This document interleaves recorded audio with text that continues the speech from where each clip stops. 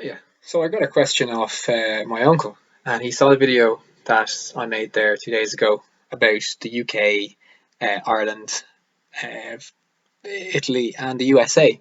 And he was wondering what the story is with Belarus. Are they, to put it politely, screwed? And the short answer is probably. And the long answer is we don't really know, but it doesn't look good. And let's go into why that could be. So, taking a look at this very simple chart here, what we've done is we've taken the data that's publicly available and we've broken it down for 5 different countries here. But this video, I'm going to focus on 3. I'm going to focus on Belarus, the Ukraine, and Lithuania. In this chart here, we can see the infection rates for each of these countries during the month of March, grouped by week. So, an infection rate is how likely a person who has the disease is to pass it on to another person. So, for example, if the infection rate is 2, a person who has the disease will pass it on to 2 people in a single day. And what we're seeing with the coronavirus is that the infection rate is about 6 to 6.5 with no serious quarantining measures in place.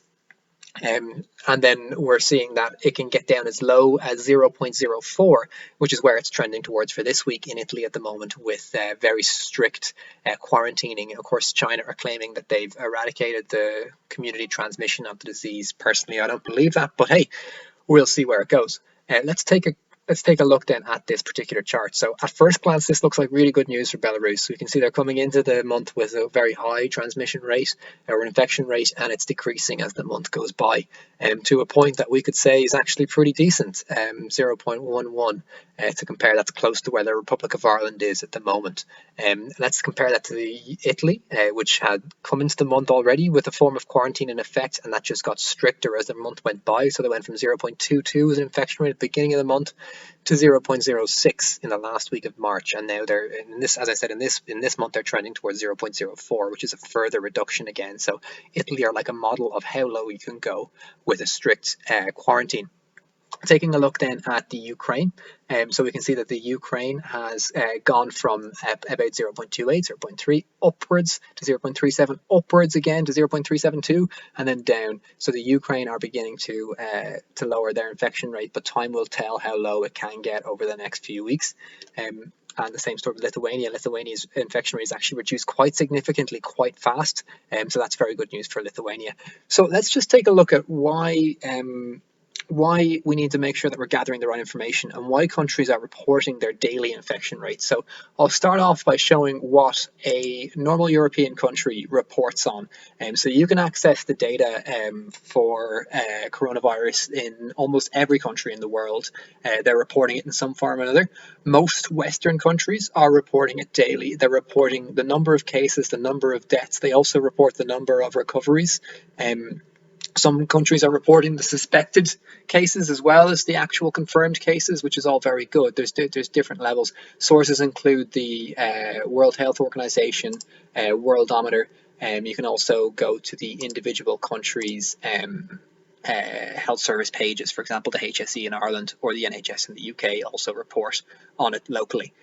So this is an example of what you see in the early stages of coronavirus. So you see that the cases start off quite low with very small numbers, and then they increase dramatically. And as time goes by, quarantining effects are put in place, so you can see the actual rate of increase does slow. So this is a picture of Poland here, and Poland instituted a form of lockdown on the 12th of March, and that has slowed the rate of increase, as you can see, as we're going through the month. Let's take a look at Belarus's curve then. So Belarus have a very different reporting regime. Effectively, their president doesn't really believe we should take this seriously. And we can see that Belarus are reporting a kind of stepped increase in the virus. So, for example, they're saying that it's for 3 days towards the middle of March, no one else got the virus. Very hard to believe that. They're saying that they got to 94 cases within the country and no one else got the virus. The Lukashenko, the president of Belarus, has claimed that they've done over 21,000 tests. There's almost impossible for that to have been done. And there's also been no evidence shown that that's been done. There's a lot of criticism in Belarus towards Belarusian's president. Let's take a quick look at his approach to the virus. This video is 3 days old and it was taken by The Guardian. Здесь нет вирусов никаких. Вот ты же не заметила, что они летают? И я тоже не вижу. Это холодильник. спорт, особенно лед, холодильник этот, антивирусное лекарство, самое настоящее. Okay, so we saw there a packed sports stadium, and we saw the president of the country playing ice hockey and saying that there's no virus there. If we go on to the Belarusian news, this is a Belarusian news website. I have to be very honest and say I'm not sure exactly what reputation this has. I just searched Belarus news and this came up. And the president reaffirms his dedication to the Union State project. I'm sure there's some Belarusian people who will tell me that this is either a good news source or a bad news source. Either way, it's somewhat terrifying and somewhat hilarious. So Lukashenko claims that his country could be an example of how to deal with the virus for many. He claims that people are dying from any kind of chronic disease, and it's not necessarily from coronavirus, the people who are dying. He's saying that they're not hiding anything at all. He's saying that they can shut down the cities, but other people will die from other things. People need to get fresh air. So he's taking a very different approach to other countries, as you can see. And what this is potentially doing is it's leading to a massive increase in the number of cases in the virus. We know from other countries that it's important to get a handle on this quickly. So let's take a look at some of the models that we produced in the previous video and how they work when applied to Belarus, the Ukraine and Lithuania. So just to be a quick recap here, the models are produced very simply. They basically get an infection rate for a period of time. That infection rate is applied to the number of cases that we had at the beginning of the month.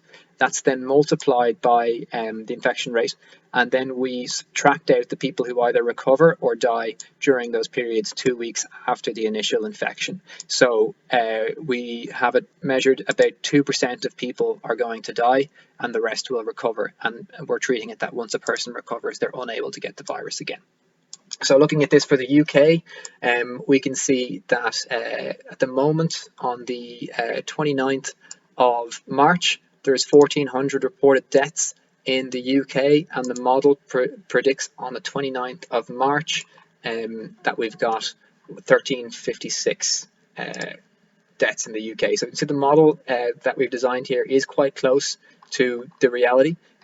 With that, then we can say that there's probably approximately 176,000 people, sorry, 1,760,000 people in the UK who have the virus, or approximately 2.6% of the population.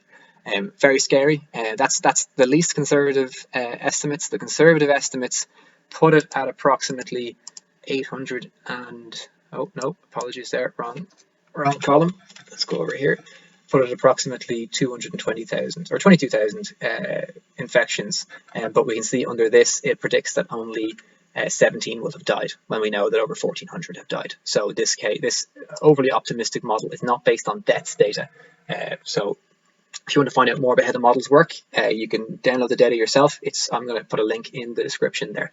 Okay, so taking a look at Belarus. So as I mentioned, we don't have a complete picture for Belarus. In fact, we have barely a picture at all. We have this stepped change where no new figures are reported for 7 days here, and even when we get to 94 cases, apparently we're not getting much of a spread until 3 or 4 days later. So again, that's not a reliable source of information. So to look for reliable information, we need to look at some of Belarus's neighbours, who admittedly aren't doing that well either. The Ukraine, just to the south of Belarus, and Lithuania to the north of Belarus, both with different populations but similar densities. The Ukraine is 73.8 kilometers squared per person, and Lithuania with 43, and just to compare, Belarus there with 45.8.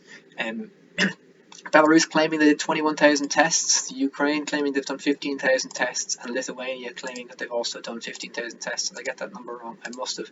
Please don't mind me. I'm not a professional on this. But look, as far as I recall, the Lithuanians actually said they did about 5,500 tests, but don't quote me on that. Okay, so looking at the number of deaths in Ukraine and Lithuania, and looking at the projections for Ukraine and Lithuania, we're looking at about an infection rate of 0.3, then 0.2 coming towards the start of April. And then I'm predicting, based upon what I'm reading about Lithuania, that it's going to continue to decrease. Lithuanians are going to do quite well in terms of putting in a quarantine, not as strict as Italy, but it looks like they're going that way. Whereas the Ukraine, they look like they're taking it seriously as well, but they're coming from a point where they're not really decreasing very quickly. So I'm not being as generous with the model for them, and I'm giving them a slower reduction in transmission.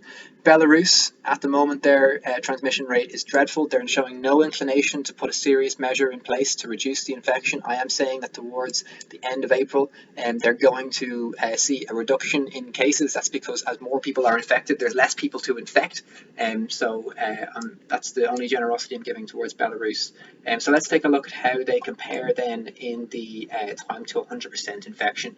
So let's take a look. So we can see Belarus is heading towards 100% infection very, very soon, and that's based on the non-conservative model. So again, that model is obviously overly extreme, but it's looking like there's going to be a massive amount of people infected very soon in Belarus.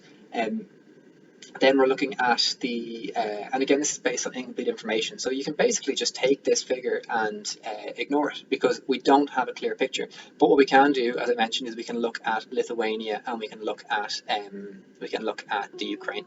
So let's look at the Ukraine here. It's the red line. So we can see they're heading towards total infection by mid-May.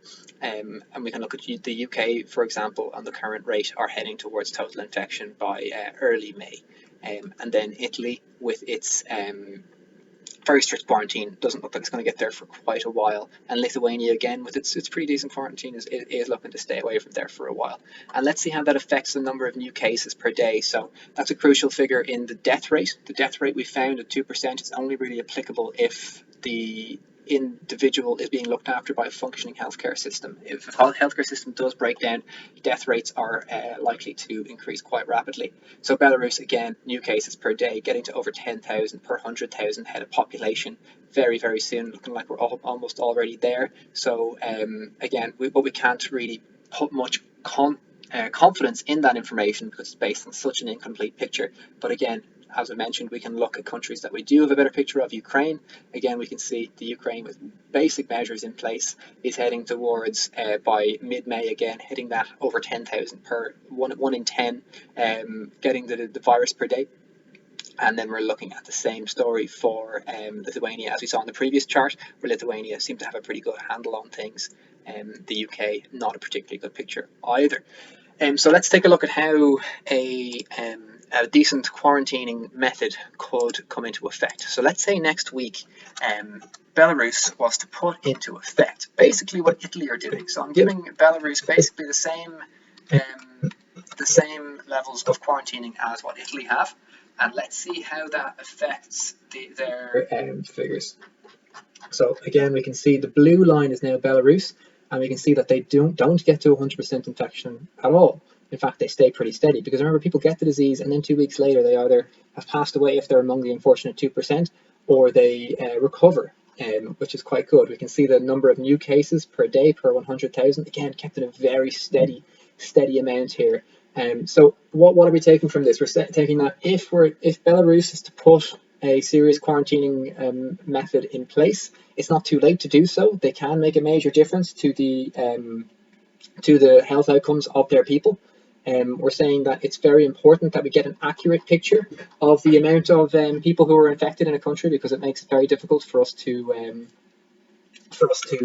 make reasonable predictions based upon it. And we're also saying that unless Belarus changes something very, very soon, they're looking like they're heading towards a terrible, terrible position. As I said, based upon the incomplete picture that we're getting at the moment, they're already heading towards that terrible position.